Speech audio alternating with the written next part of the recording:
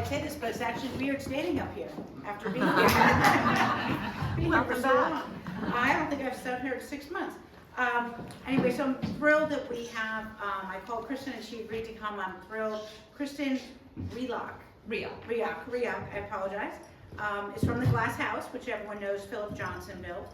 Kristen joined the Glass House in September of 2023 and is the 4th executive director. Prior to joining the Glass House, Kristen served 25 years as director of capital planning, preservation, and institutional relations for the Park Avenue Armory in New York, which is used for art and performing venue.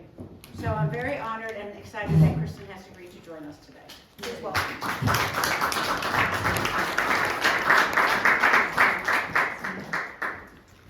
Thank you so much. Let me see if this stretches over.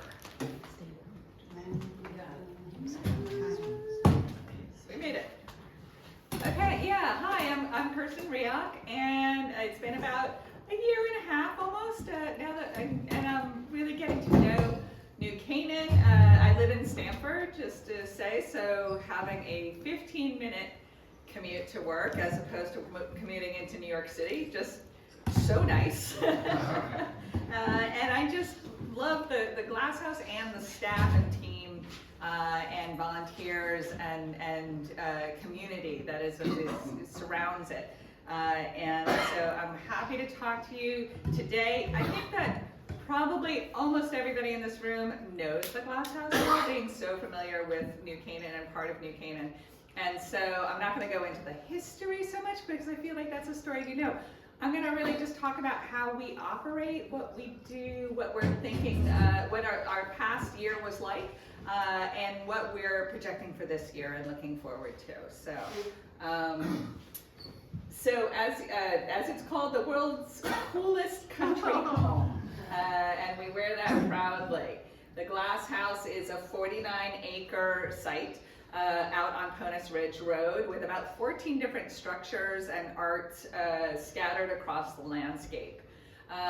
Its first building was built in 1949, actually 2 buildings, the Glass House and the Brick House right in the middle here on the first 5-acre parcel that Johnson purchased in the mid-1940s. And then he kept on building until the last one here, which was built in 1995. So it really was a continual work of art that he kept enhancing for himself and for his guests. Johnson loved the Glass House. He loved the landscape. He loved being here. It was his weekend house for most of his life, and then as he got older, he lived here full time in New Canaan. He shared his home with his longtime partner, David Whitney, who was an art collector and curator and art dealer in New York City. So collecting art was really part of their ethos, and supporting artists, supporting architects, supporting sort of a cultural life here and in the city was very important to them, and that comes to us today. So the Glass House, I'm just going to go through what you would see coming to the Glass House. You would first see the Glass House itself, which is his own space for one person really to live and to entertain. And as he said, I have the most expensive wallpaper in the world. With original furniture and decor by Mies van der Rohe and others, and it really is the most iconic, recognizable modernist home of that mid-century period. It's in the international style. It was groundbreaking when it was completed in 1949. It is in every architectural textbook that you can see. It was on Jeopardy! Tournament of Champions 2 weeks ago. So it really is that iconic and well known. Across from it is the Brick House, and if you have not been to the Glass House in the last year, you probably have not seen this because it was closed for 15 years. And we just completed the restoration. We got a wonderful award for the work from the AIA, Connecticut, and Preservation Connecticut. And so this is it restored. It really looked bad. And for all, let's see, we started tours since 2008. This building was closed to the public. The plaster was falling, there was mold, there was mildew, it was terrible condition. And here it is restored. This is the bedroom with Fortuny fabric-lined walls it's all custom made in Italy. They did it for Johnson in 1953, and then they came back and did the exact same fabric in Italy outside Venice just a couple of years ago for us. Here is the hallway, which is now an art exhibition space for us, and his private reading room library. These chairs are by Gaetano Pesce in the mid-1980s, an artist in Italy who just passed away last year, and he is going to be the honoree, or we're honoring his memory at our summer party this year. So his estate is issuing a new work of art for us for our summer party coming up. For those of you who know the summer party, which is an amazing event. Down below the glass house is a pond, right? We look over a protected area of wetlands that leads into the reservoir for Stamford. And so down in that area, we have this pavilion on the pond of 1962, which is basically a model for the design of some of his most famous houses, as well as museums and cultural centers. For instance, like the New York State Theater in Lincoln Center, where he uses these thin colonnades. So he's moving from international style mid-century modernism into neoclassicism here. Here you see his painting gallery, built in 1965, when the collection was really growing.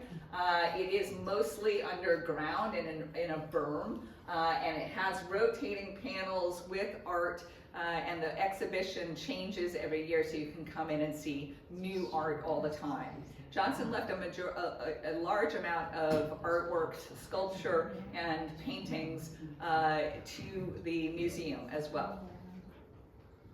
Here's the sculpture gallery, which is like a greenhouse almost. It's got patterns of sunlight across it, and some major works by some of the most important sculptors of like the 1980s, 1970s, 1980s, 1990s. And this is his personal study library, where he would do work, especially later in his life. And then Demonsta, which is up near the road, and the 1995 last building that he constructed. He thought that this would be a visitor center, but our visitor center is downtown. Instead, we use this for installations and projections and things like that. So when Johnson passed away in 2005, he had already stipulated in his will that the estate would be left to the National Trust for Historic Preservation. So they took it over, spent 2006 preparing it. It opened to the public in 2007. As part of the National Trust for Historic Preservation, we're part of 27 historic sites across the United States that you can visit. But I should say, we are financially independent. So we fundraise, you'll see us out in the community. We are independently operating and overseeing all of our daily operations, our staffing, our relationships with sponsors, as well as our membership circles, in order to sort of be self-sustaining and solvent. So. I think it's important to state that though the word national is in this, we don't receive federal funding, and so fundraising is a large part of being a nonprofit for us.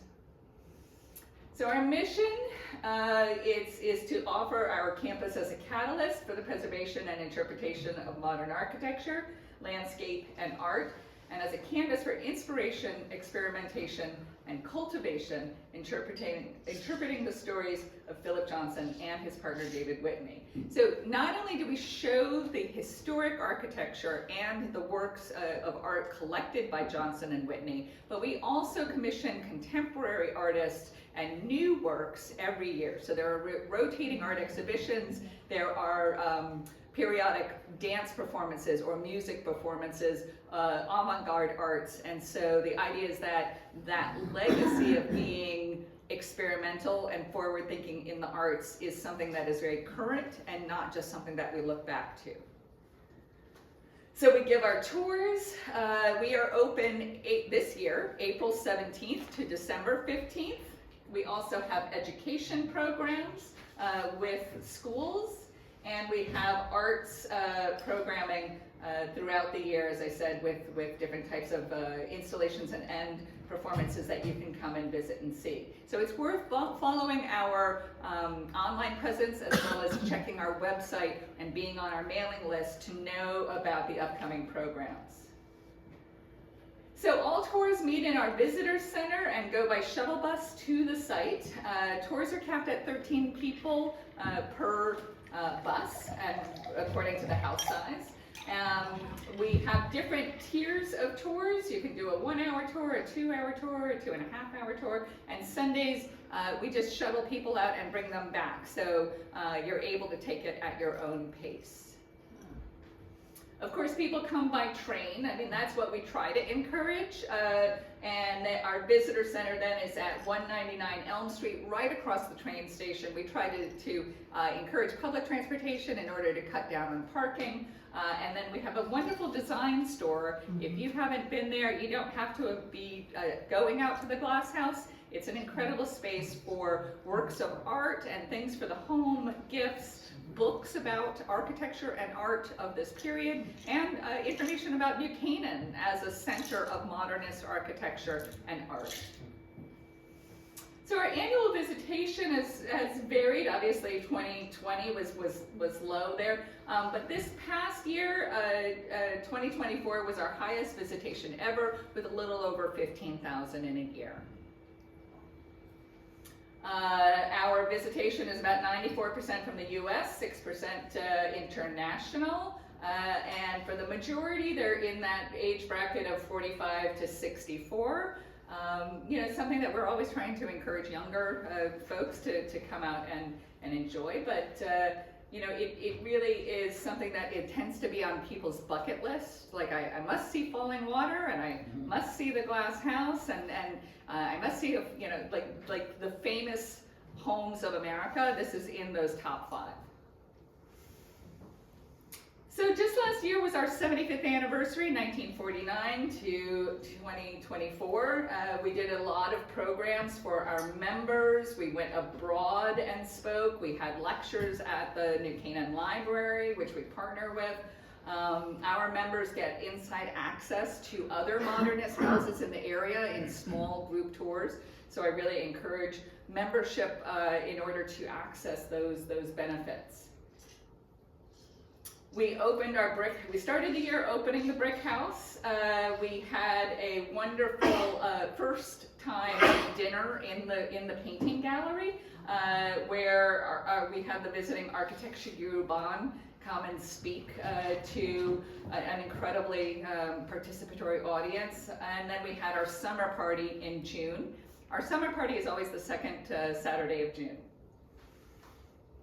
So last year our special exhibition was the work of Shigeru Ban, as he did a small work and then an exhibit about his humanitarian work for emergency housing that is recyclable and easy to pop up in all kinds of areas with natural and humanitarian disasters.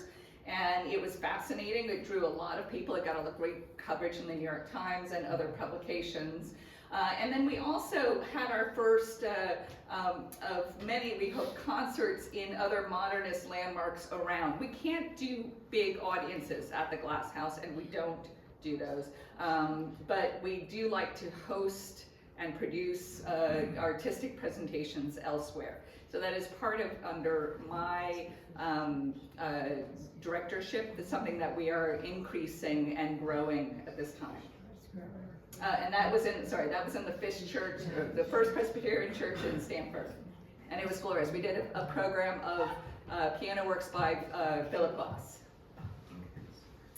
So a lot of notable guests came because of this year of special programming. We had Shigeru Ban do that dinner. Hillary Clinton came out to see his work, which was incredible. We had Solange Knowles, Beyonce's sister, do a whole photo shoot. And then Kendall Jenner was just here a couple of weeks ago, so that was fun. We draw people, as I said, from all over the world and all kinds of people, and it's just wonderful how it attracts people with inquiring minds who are really interested in art and design. It is not just a tourist spot. It's a place to make people think.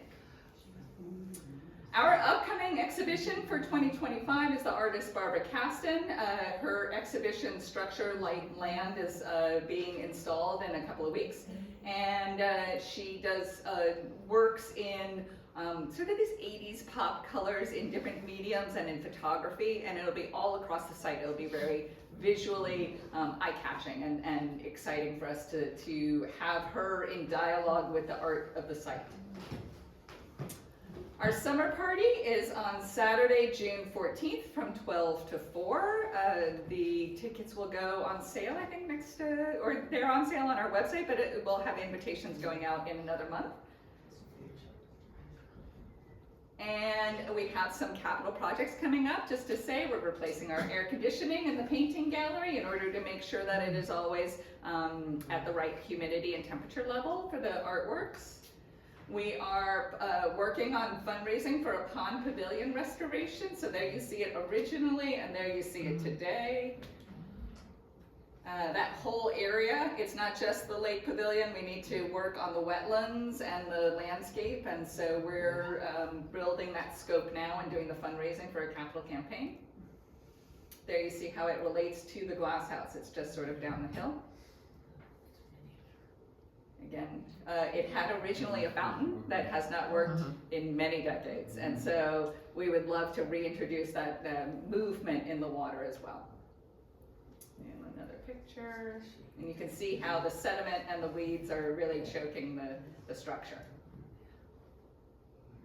Some of the decay. And then we will also improve the pathways that go down in order to make accessibility more safe and ability, sort of able to be accessed by all of the public that comes to visit. And then there used to be stairs, and so they got kind of, they deteriorated, I think, years and years ago, so we'd like to introduce something like that back. And that is it. That's the centerpiece of our original 5-acre site with the brick house and glass house and the pool that he added in the early 1950s. That is the heart of every tour. It is the one thing that every tour does visit, whether you choose to do the expanded tour or just that. And if you haven't been recently, I really hope that you will come back. And I'm happy to answer any questions about the glass house that you might have.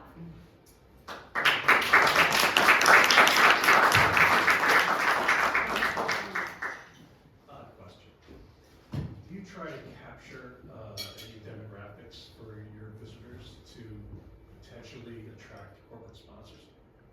Yes, and we have a sponsorship package which gives really a great breakdown, not just of our visitors, but also our online interactions, our media, which we're covered heavily in the media, and so we definitely do that for every corporate potential sponsor, of which I think that, we're doing well, but we always want to make more connections, especially in the new Canaan community. So that is something. So we have Max Mara is our summer party sponsor, but then season-long sponsors for the arts, I think, is something that we're now also more focused on. I should say we just hired a new director of development, and we hired a new director of interpretation and education, and part of the mandate for both is tracking demographics better. I feel like there's it's always like the backbone of every nonprofit and every cultural institution is to really know who your visitors are, and then it helps you serve them better, I think, by knowing and expand your audience. So The National Trust for Historic, it doesn't give you money. No. Does it give anybody money? Is it part of its mandate to help preserve? I think there are some sites that are not as able to fundraise as we are, for sure. And the National Trust has 27 sites, as I say, across the United States. I think you might know Lyndhurst over in New York is one of their sites. Pocantico and Kaikit, the old Rockefeller estate, is one of their sites. So, and us, and I think so. Some sites are very independent, like ours, and some are probably more reliant. The National Trust itself is very active in advocacy, in things like preserving main streets in downtown America and towns across the United States.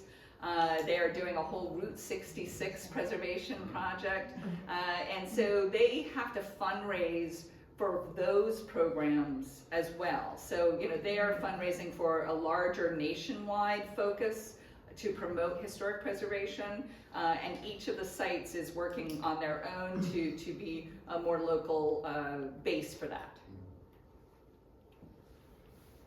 Yeah, I think planning and zoning restricted the number of events that you could have each year, and frankly, it just feels very restrictive to me. Whenever you want to do anything, you have to go to planning and zoning because you're non-conforming residential zone, and neighbors who have recently arrived say, oh, this is absolutely outrageous, you know, they shouldn't be allowed to do anything.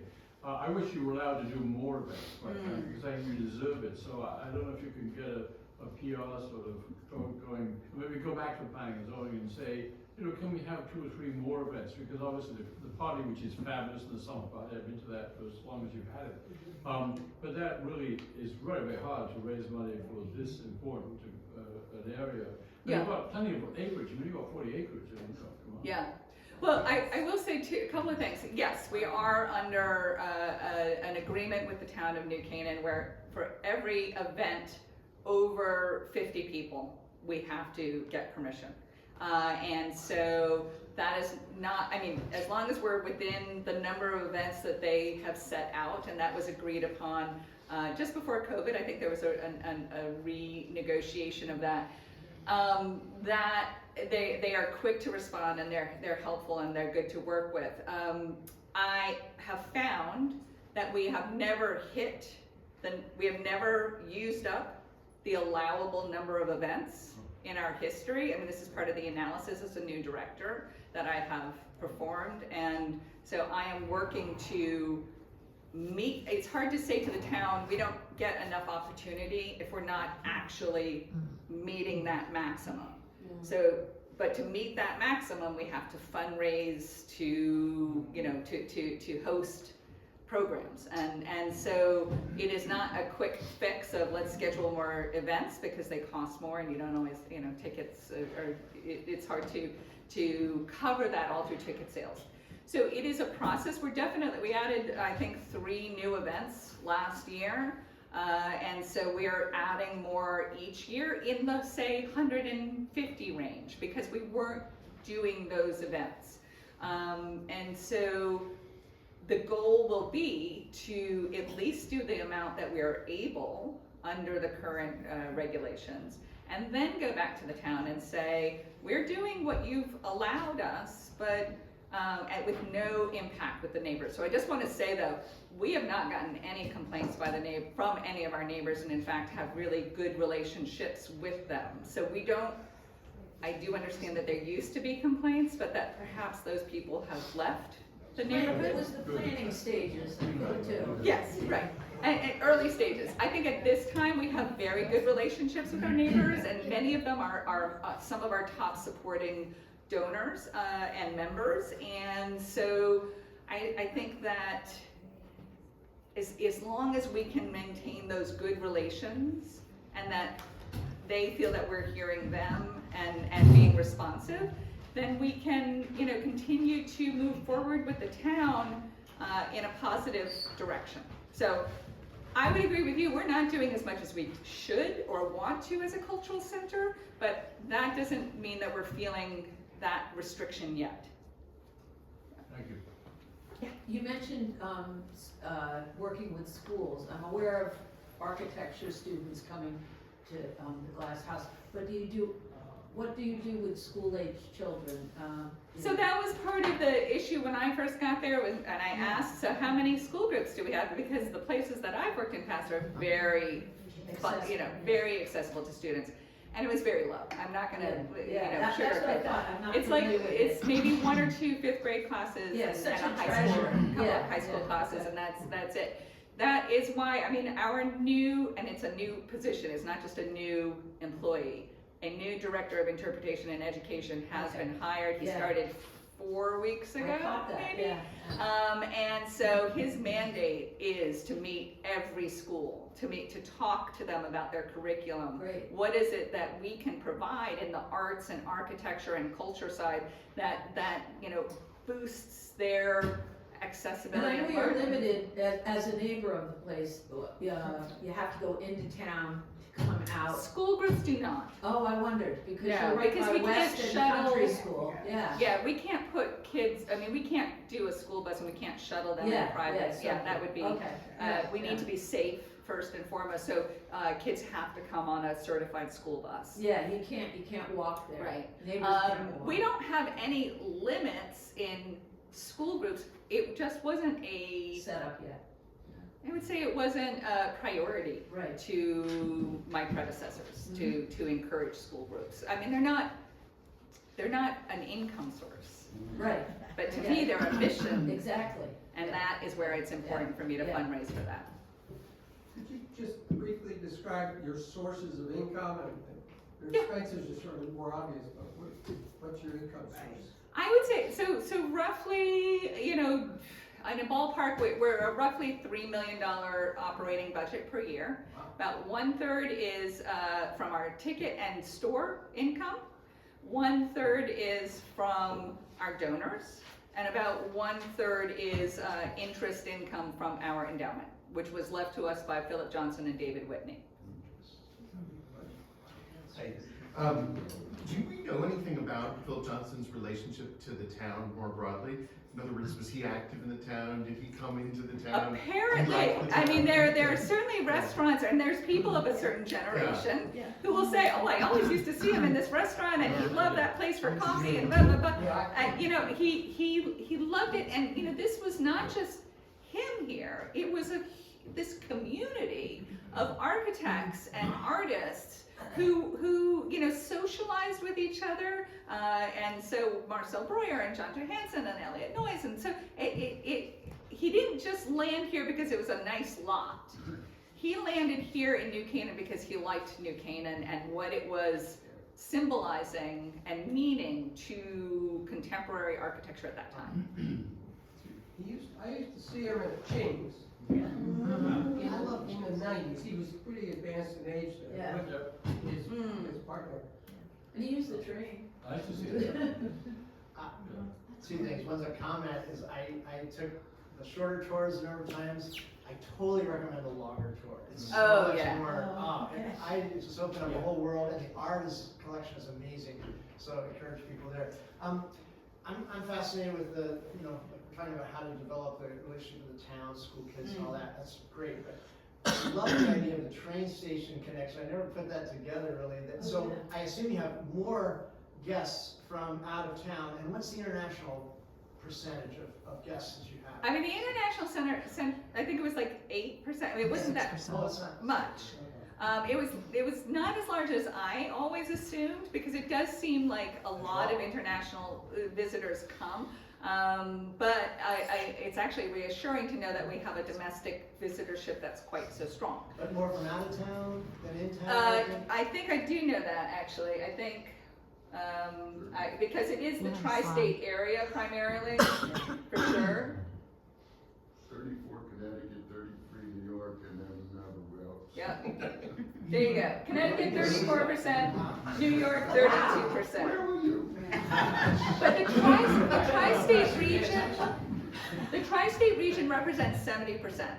So, you know, we're definitely a local, and that is where, I mean, we didn't really have a very robust membership program, but we are launching in 2 weeks a new membership program, because if we're drawing 70% that are local, then those are potential repeat people. And if we're changing our exhibits and we're having, you know, events happening on site that are a draw, then membership gets you discounts, it gets you discounts in the design store, and it gets you, you know, at some levels, free tickets to events. So we are launching a new membership structure in just a couple of weeks.